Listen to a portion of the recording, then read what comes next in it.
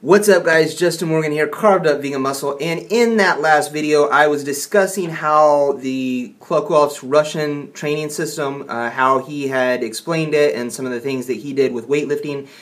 Now I have, much like the last video, I will give you a screenshot of the program, and then you can also find the program at the Carved Up Vegan Muscle Facebook page, which I will include in the description box below. If you're not finding this video within the first few days, then it likely will not be at the top of the Facebook page, so you'll have to screenshot it and that'll be your only source, which I will give you the program right now.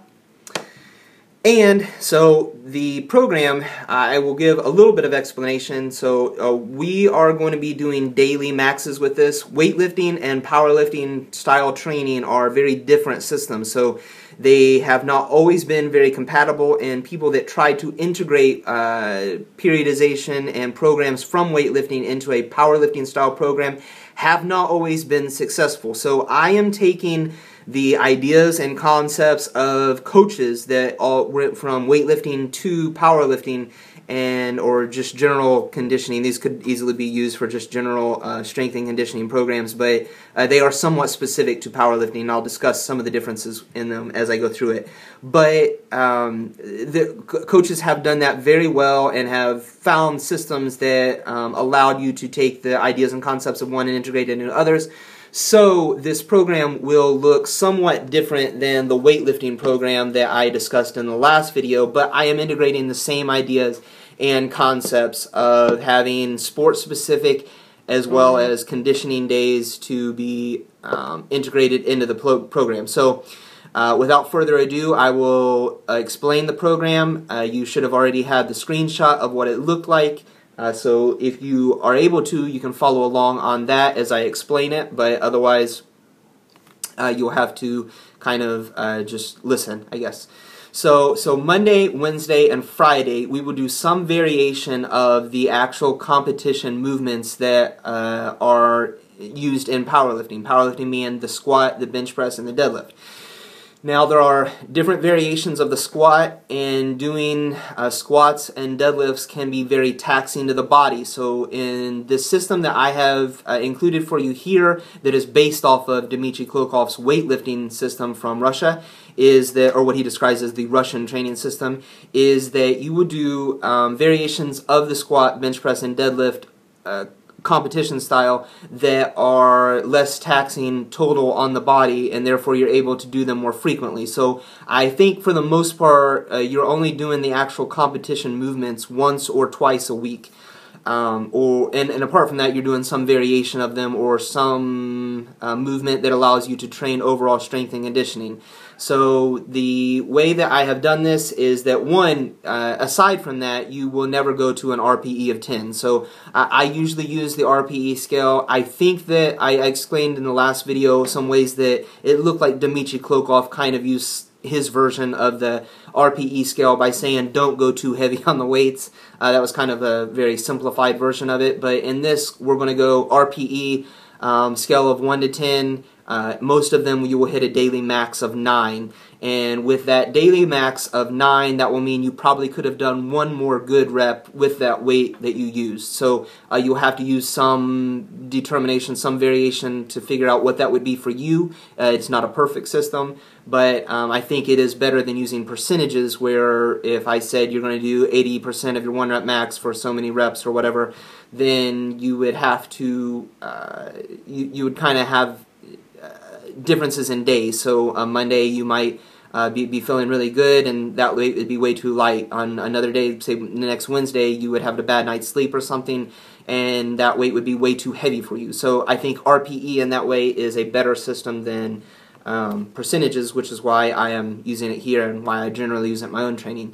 So for the Monday session, I did not break it up in AM sessions and PM sessions like he did, although these movements could very well be broken up that way if you chose to do so. I also use less overall exercises because the lifts that you're actually going to be doing are more taxing total to the body. So that's just a little bit of description on why this one looks different than the other. So Monday is going to be the low bar squat, but it's going to be beltless. You're not going to be using a belt.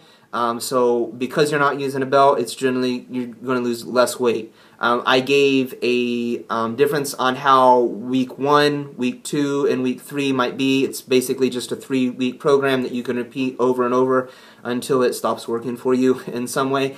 So you're going to work up to a daily max at an RPE of 9, and then you're going to do back off sets at 80% of whatever that daily max was. So if you work up to say 200 pounds, you're going to take 200 times 0.8, and whatever that number is, you're going to do it for sets of 5. It's going to be a rough, say, if I'm not sure what exactly 80% of 200 is. Well, actually, that would be 40 pounds. You're going to take off 40 pounds, so that would end up being 160 pounds if you worked up to a daily max of 200, and you're going to do 160 pounds for sets of 5 until you become fatigued. So, same idea as with what I explained in Dmitry Klokov's version. So that will be, that kind of will apply whether you're on week 1, week 2, or week 3, and you can look at the system and figure out how it works yourself. So the exercises, though, Monday would be low bar squat beltless to minimize the weight. You'll do the pause bench for 2 seconds. This is going to minimize to some degree the weight that you can do with a pause bench.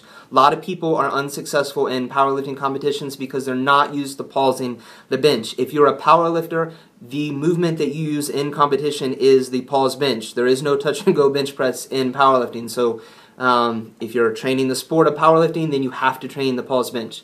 It's part of the sport. In this case, you're doing it with a 2-second pause. So you're going to touch on your chest, count 1, 2, press. Simple enough. Same idea. That day you're also going to do the pause deadlift.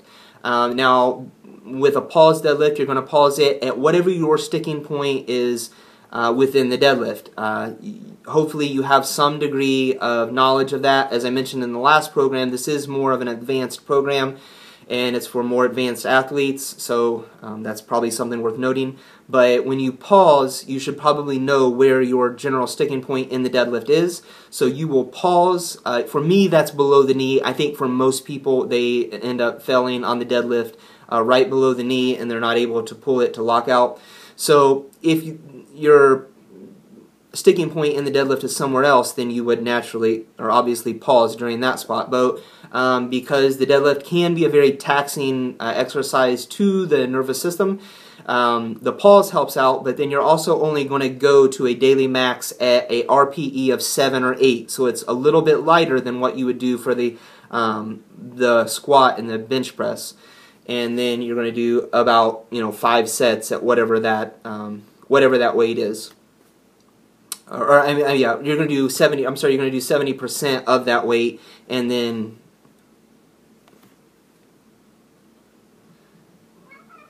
shoot, I messed up.